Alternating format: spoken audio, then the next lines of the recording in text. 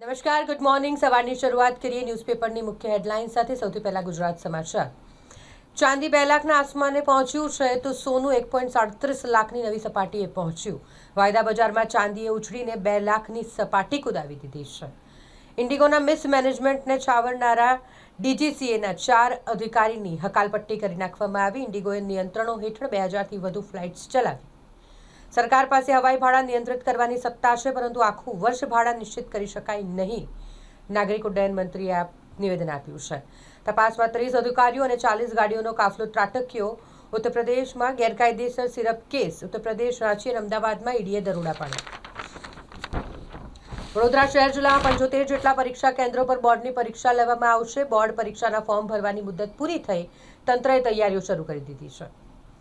રશિયામાં ગેંગવોરના ભણકારા વાગી રહ્યા છે. ફરિયાદ પાછી ખેંચી લે, નહીતર ગાડીની જેમ તારું ઘર પણ સળગાવી દઈશ તેવી ધમકી આપવામાં આવી છે. છેલ્લે 2024નો અંક બહાર પડ્યો તો યુનિવર્સિટીની સાયન્સ એન્ડ ટેકનોલોજી જર્નલ 1.5 વર્ષથી પ્રકાશિત જ નથી થઈ. મંજુસર જીઆઈડીસી કંપનીમાં માલ મંગાવી એલ્યુમિનિયમ સ્ક્રેપના વેપારીને 92.45 લાખના પેમેન્ટ માટે વડોદરાના પિતા પુત્રએ ધક્કે ચડાવ્યો.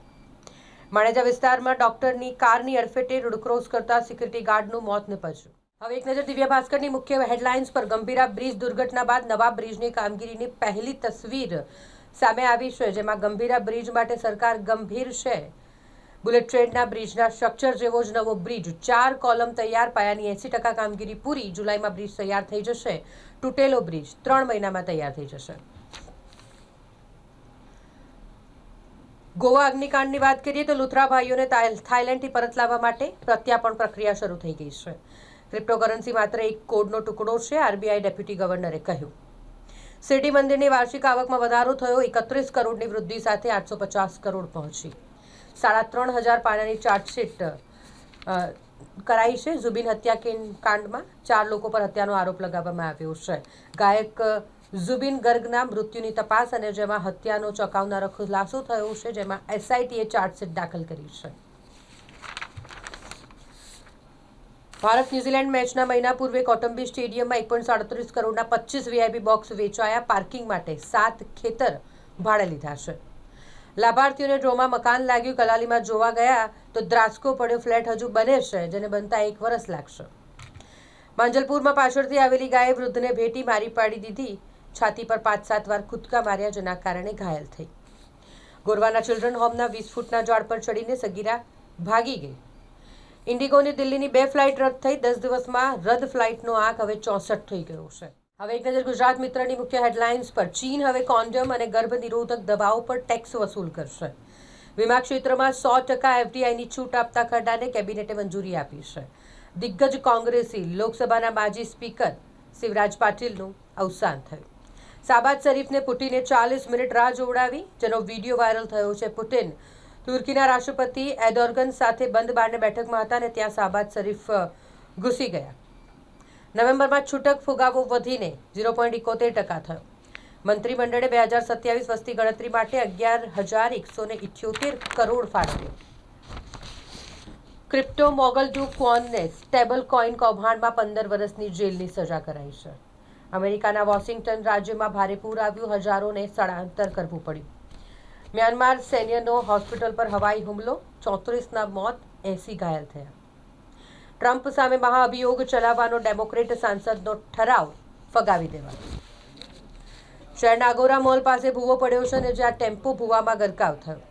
ગોત્રી હરિનગર ઓવરબ્રિજ નીચે ટૂંક સમયમાં જ ટેબલ ટેનિસ કોચિંગ શરૂ થશે. જીએસએફસી યુનિવર્સિટી દ્વારા 18મીએ 7મા દીક્ષાંત સમારોહનું આયોજન કરવામાં આવ્યું છે. ઈડબ્લ્યુએસ ડ્રોમાં વીએમસીની ગોલમાલ. બાંધકામ વિના ડ્રો યોજ્યો. ગરીબોના 20,000ના વ્યાજના નુકસાનનો આક્ષેપ કરાઈ રહ્યો છે.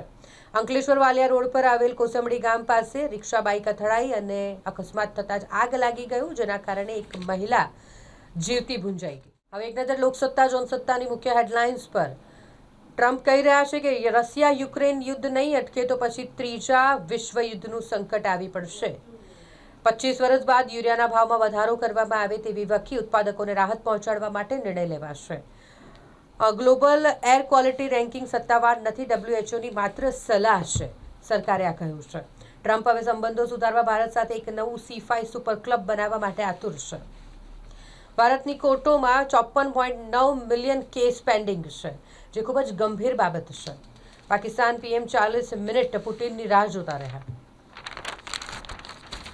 અમદાવાદ પ્લેન ક્રેશ દુર્ઘટનામાં મૃતકોના એડવોકેટ માઇક એન્ડ્રુ વડોદરામાં પહોંચ્યા. પ્લેન ક્રેશની ઘટનાની તપાસ તકનીકી અને રાજકીય જટિલતાઓ વચ્ચે ઘેરાઈ છે. મોટાભાગના પરિવારોને પ્રારંભિક 25 લાખ રૂપિયાની ચૂકવણી મળી ગઈ છે. નર્મદા મૈયાની પરિક્રમા કરતા ભાવિકો માટે ખાસ આરોગ્ય કેમ્પનું આયોજન કરવામાં આવ્યું છે. 40 લાખના વીમા માટે બહેને પ્રેમી પાસે નાની બહેનની હત્યા કરાવી નાખી. દારૂની ખેપમાં વપરાયેલી કાર વહીવટદાર ફેરવતો હતો. એલસીબી ઝોન 3એ ઝડપી પાડેલા વિદેશી દારૂના જથ્થાની તપાસમાં આ ચોંકાવનારો ઘટસ્ફોટ થયો છે. જે કાર વહીવટદાર પાસે રહેતી હતી તે કારની નંબર પ્લેટ કાઢીને દારૂની 2 વખત હેરફેર થઈ. બુટલેગર હેરી સિંધીના સાગરીતની પરિવારને મારી નાખવાની ધમકી.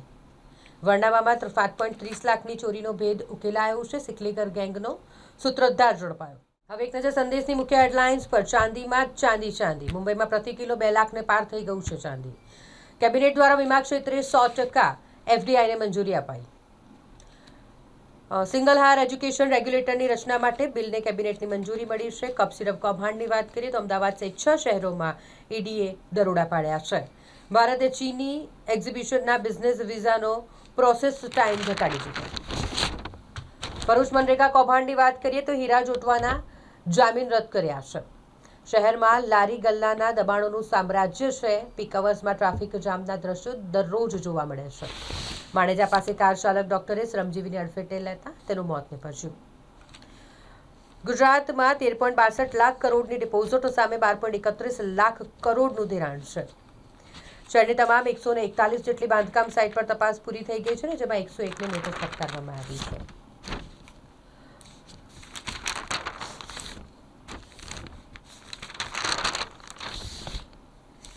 એસઆઈઆર સાથે સાથે ચૂંટણી સુધારા પણ જરૂરી છે. એસઆઈઆરની કામગીરી માટે હાલ સમય મર્યાદા વધારી દેવામાં આવી છે.